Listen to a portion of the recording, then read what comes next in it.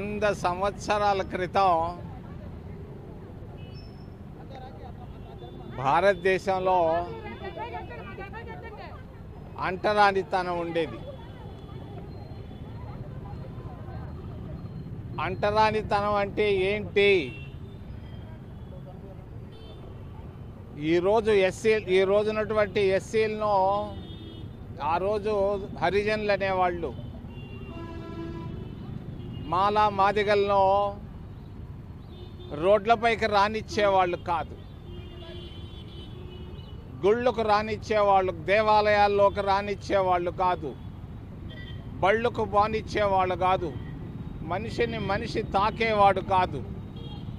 అటువంటి క్రూరమైనటువంటి అంటరానితనాన్ని తీసేసినటువంటి మహానుభావుడు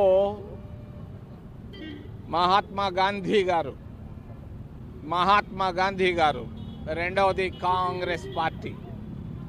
దేశంలో ఈరోజు సమానత్వం వచ్చింది, అంటరానితనం పోయింది అని అంటే కేవలం మహాత్మా గాంధీ, మరి కాంగ్రెస్ పార్టీ, జవహర్లాల్ నెహ్రూలు చెప్పుకోక తప్పదు. మరి ముఖ్యంగా మీకు ఒక చిన్న 4 పేజీలను మీకు చూపించబోతున్నాను. తిరుపతిలో అంటరానితనం ఎలా ఉండేది 100 సంవత్సరాల క్రితం అనే కాగితాలు మీకు చూపించబోతాను, తర్వాత మీరు తీసుకోండి. మరి మహాత్మా గాంధీ గారికి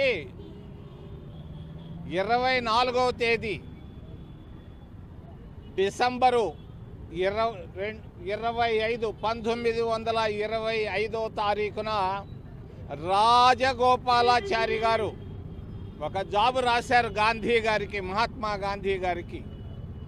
తిరుపతిలో అంటరానితనం ఉంది, తిరుపతి దేవస్థానం, టీటీడీ దేవస్థానంలోకి మాలా మాదిగలను లోపలికి రానివ్వటం లేదు టెంపుల్కి అని మహాత్మా గాంధీ గారికి రాజగోపాలాచారి గారు రాసినటువంటి జాబ్ ఇది. మరి గాంధీ గారు దానికి వెంటనే ఆయన తిరుపతికి వచ్చి ఆ రోజున్నటువంటి మాలా మాదిగలను 33 మంది మాలా మాదిగలను తిరుచానూరు దేవస్థానం దగ్గర ధర్నా చేసి లోపలికి తీసుకోబోయినటువంటి ఘటన. ఇది చిన్న విషయం కాదు, చారిత్రాత్మకమైనటువంటి విషయం.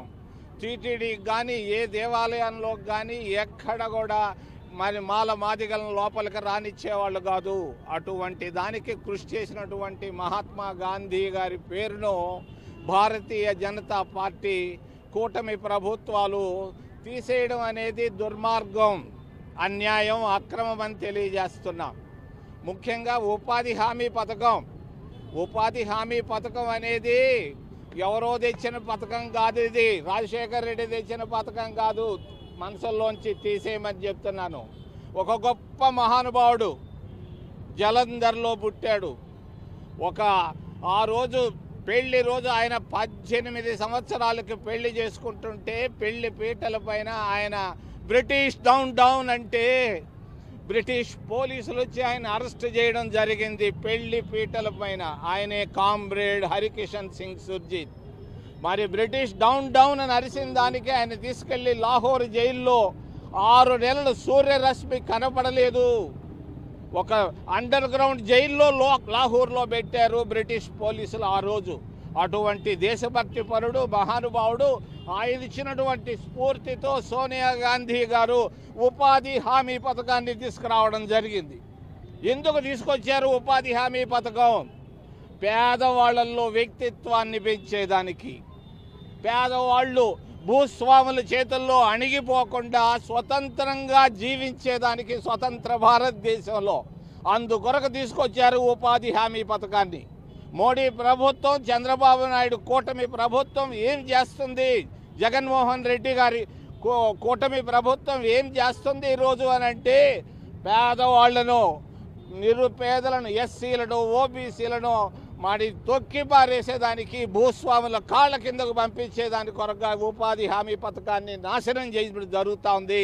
దీన్ని మేము ఖండిస్తున్నాం కాంగ్రెస్ పార్టీ తరఫున.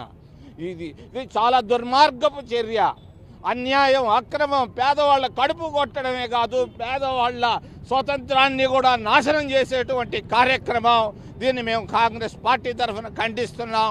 వెంటనే నరేంద్ర మోడీ ఆ పథకానికి ఆ పేర్లు పిచ్చి పిచ్చి పేర్లు తీసేసి వెంటనే మహాత్మా గాంధీ గారి పేరు పెట్టాలని కాంగ్రెస్ సుర్జీత్ గారు తీసుకొచ్చినటువంటి ఆ ఉపాధి హామీ పథకం, సోనియా గాంధీ గారు అమలు చేసినటువంటి పథకాన్ని తిరిగి తీసుకురావాలని మేము డిమాండ్ చేస్తూ, మరి ఏదైనా ప్రశ్నలు ఉంటే అడగమని మిమ్మల్ని డిమాండ్ చేస్తూ ముఖ్యంగా 3 కాగితాలు చూపించదలుచుకున్నాను మీకు. ఇది మొట్టమొదటి పేపరు. ఆ రోజు ఉన్నటువంటి అంటరానితనం 100 సంవత్సరాల నాడు తిరుపతిలో ఉన్నటువంటి అంటరానితనం. చరిత్ర సృష్టించినోడు ఇప్పుడు ఆ చరిత్రని తిరగరాయబోతున్నాడు. అబద్ధాల గోడల్ని బద్దల కొట్టి నిజాలను రాగా మీ ముందుంచబోతున్నాడు. నిజమైన వార్తల కోసం వెంటనే డౌన్లోడ్ చేసుకోండి రా యాప్ని.